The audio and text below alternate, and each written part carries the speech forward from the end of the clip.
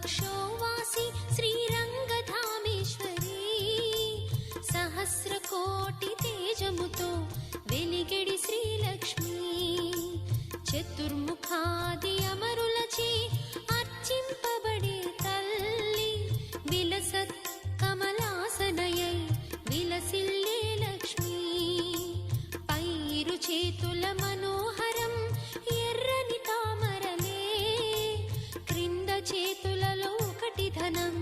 ఒకటందించే అభయం అట్టి జగన్మాతగు లక్ష్మి పురాణమిది వినరే శ్రవణానందముగా వినుచు తరింపరి మీరెల్లా లక్ష్మీదేవి కథ